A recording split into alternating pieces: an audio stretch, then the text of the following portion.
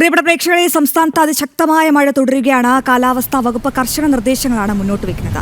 9 ജില്ലകളിൽ റെഡ് അലർട്ടും 5 ജില്ലകളിൽ ഓറഞ്ച് അലർട്ടും പ്രഖ്യാപിച്ചൊരു മഴ സാഹചര്യമാണ് നിലവിലുള്ളത്. ഈ ഘട്ടത്തിൽ നമുക്ക് പരിശോധിക്കാം എന്താണ് ഗ്രീൻ, എന്താണ് യെല്ലോ, എന്താണ് ഓറഞ്ച്, റെഡ് അലർട്ടുകൾ, എന്തൊക്കെ ജാഗ്രതാ നിർദ്ദേശങ്ങൾ പാലിക്കണം. ആദ്യം നമ്മൾ പരിശോധിക്കുന്നത് ഗ്രീൻ അലർട്ട് എന്താണ് സൂചിപ്പിക്കുന്നത് എന്നാണ്. ഗ്രീൻ അലർട്ട് എന്ന് പറഞ്ഞാൽ നോ ആക്ഷൻ നീഡഡ്. സാധാരണ കാലാവസ്ഥയാണ്, അപകട സാധ്യതകളൊന്നും തന്നെയില്ല, നമ്മുടെ സാധാരണ ജീവിത രീതി തുടരാം, അതായത് നോ ആക്ഷൻ നീഡഡ്. ഇനി നമുക്ക് നോക്കാം എന്താണ് യെല്ലോ അലർട്ട്. യെല്ലോ അലർട്ട് പലപ്പോഴും ഇപ്പോൾ കാലാവസ്ഥാ വകുപ്പ് പ്രവചിക്കുകയാണ്. യെല്ലോ അലർട്ട് എന്ന് പറയുമ്പോൾ കുറച്ചുകൂടി മഴ സാഹചര്യം സംസ്ഥാനത്ത് രൂക്ഷമാകുമെന്നൊരു അറിയിപ്പിന് മുന്നോടിയായിട്ടുള്ളൊരു അലർട്ടാണ്. മഴ സാഹചര്യം നിരീക്ഷിക്കുക. ബി അലർട്ട് എന്നൊരു ആശയം കൂടി മുന്നോട്ട് വയ്ക്കുന്നുണ്ട്. മിതമായ മഴയായിരിക്കും യെല്ലോ അലർട്ടുമായി ബന്ധപ്പെട്ട വരിക.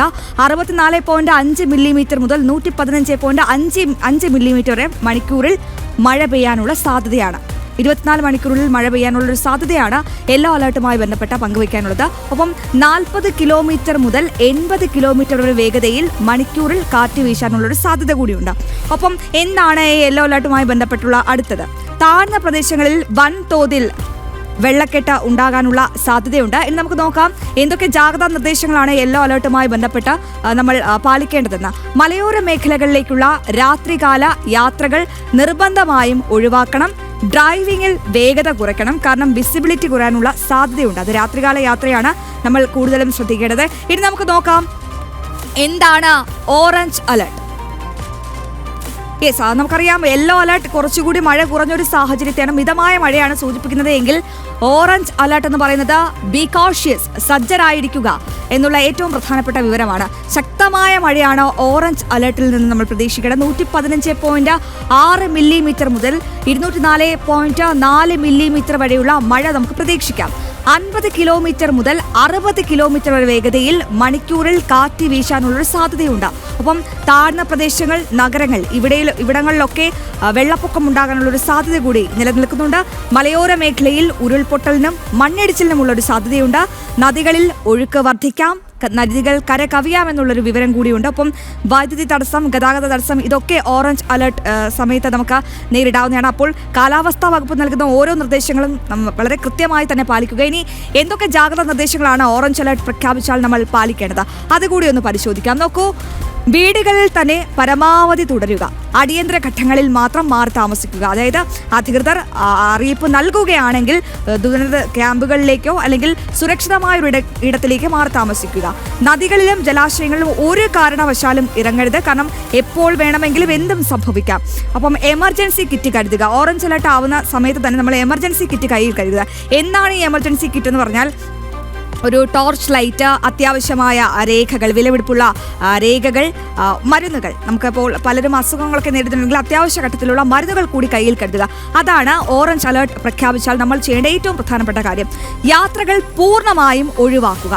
യാത്രകൾ പൂർണ്ണമായും ഒഴിവാക്കേണ്ട ഒരു സാഹചര്യമാണ് ഓറഞ്ച് അലർട്ട്, കാരണം തീവ്ര മഴയാണ് ഓറഞ്ച് അലർട്ടിൽ പെയ്യുന്നത്. നമുക്ക് നോക്കാം എന്താണ് റെഡ് അലർട്ട്. റെഡ് അലർട്ട് സമയത്ത് നമ്മൾ എങ്ങനെയാകണം ജാഗരൂകരാകേണ്ടത്. നമുക്കറിയാം ടേക്ക് ആക്ഷൻ, ഉടൻ നടപടി സ്വീകരിക്കുക എന്നതാണ് ഈ റെഡ് അലർട്ട് പ്രഖ്യാപിച്ചാൽ തന്നെ നമ്മൾ മനസ്സിലാക്കേണ്ടത്. കാരണം അത്യധികം ഡേഞ്ചറാണ്, അപായ അവസ്ഥയാണ്. അതിശക്തമായ മഴ, അതിതീവ്ര മഴയ്ക്കുള്ള സാധ്യതയുണ്ട്. നോക്കൂ, 204.5 മില്ലിമീറ്റർ മുതൽ അതിന് അപ്പുറമുള്ള മഴ പെയ്യാനുള്ള സാധ്യതയുണ്ട്. 24 മണിക്കൂറിലാണ് 204.5 മില്ലിമീറ്റർ മുതലുള്ള മഴ പെയ്യാനുള്ള സാധ്യത. നോക്കൂ, ഇനി മണിക്കൂറിൽ 60 കിലോമീറ്റർ മുതലുള്ള വേഗതയുള്ള കാറ്റ് വീശാനുള്ള സാധ്യതയുണ്ട്. 60 കിലോമീറ്റർ മുതൽ എത്ര കിലോമീറ്റർ വേഗതയുള്ള കാറ്റ് വീശാനുള്ള സാധ്യതയുണ്ട്. അത്രത്തോളം രൂക്ഷമായൊരു സാഹചര്യം ഉടലെടുത്തേക്കാം. ഇനി വലിയ രീതിയിലുള്ളൊരു പ്രളയ സാഹചര്യം ഉടലെടുക്കാം. ഇപ്പോൾ നമ്മുടെ സംസ്ഥാനം 2026 കടന്നു പോകുന്നത് ഇപ്പോൾ പ്രളയ സമാനമായ ഒരു സാഹചര്യത്തിലാണ്. നമ്മൾക്കറിയാം റാന്നി, കോന്നി ഉൾപ്പെടെയുള്ള മേഖലകളിൽ വലിയ രീതിയിൽ മഴ പെയ്യുകയാണ്. നോക്കൂ, ഇനി റെഡ് അലർട്ട് പ്രഖ്യാപിച്ചാൽ വ്യാപകമായ ഉരുൾപൊട്ടൽ, മണ്ണിടിച്ചിൽ, വെള്ളപ്പൊക്കം ഇതെല്ലാം ഉണ്ടാകാനുള്ള സാധ്യതയുണ്ട്. അപ്പോൾ അത്രയും വലിയ മഴ സാഹചര്യത്തിൽ മാത്രമാണ് കേന്ദ്ര കാലാവസ്ഥാ വകുപ്പ് റെഡ് അലർട്ട് പ്രഖ്യാപിക്കുക. ഇനി നോക്കൂ, ആശയവിനിമയ സംവിധാനങ്ങളും വൈദ്യുതി വിതരണവും ഒക്കെ നിലച്ചേക്കാനുള്ളൊരു സാധ്യത കൂടിയുണ്ട്. അങ്ങനെ ഇത്രയും ഗുരുതരമായ ഒരു മഴ സാഹചര്യത്തിൽ റെഡ് അലർട്ട് പ്രഖ്യാപിക്കുന്ന സാഹചര്യത്തിൽ എന്തൊക്കെ നിർദ്ദേശങ്ങളാണ് നമ്മൾ ഇനി പരിശോധിക്കേണ്ടത്, എന്തൊക്കെ നിർദ്ദേശങ്ങൾ പാലിക്കണം, അതുകൂടി പരിശോധിക്കാം. നോക്കൂ, സുരക്ഷയ്ക്കാണ് ആദ്യം നമ്മൾ മുൻഗണന നൽകേണ്ടത്. കാരണം അധികൃതർ നിർദ്ദേശിച്ചാൽ താമസ സ്ഥലങ്ങളിൽ നിന്നും ഒഴിഞ്ഞു പോകാനുള്ള ഒരു മനസ്സുകൂടി പ്രിയപ്പെട്ടവർ കാണിക്കണം.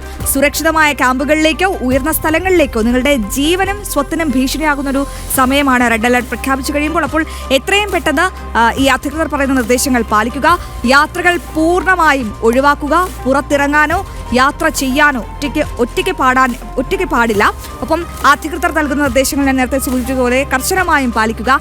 ഇനി ഏറ്റവും പ്രധാനപ്പെട്ട കാര്യമാണ് കൺട്രോൾ റൂം നമ്പറുകൾ 1077 അല്ലെങ്കിൽ 112. ഈ 2 കൺട്രോൾ റൂം നമ്പറുകളും പ്രേക്ഷകർ ഓർമ്മിച്ച് വെക്കുക.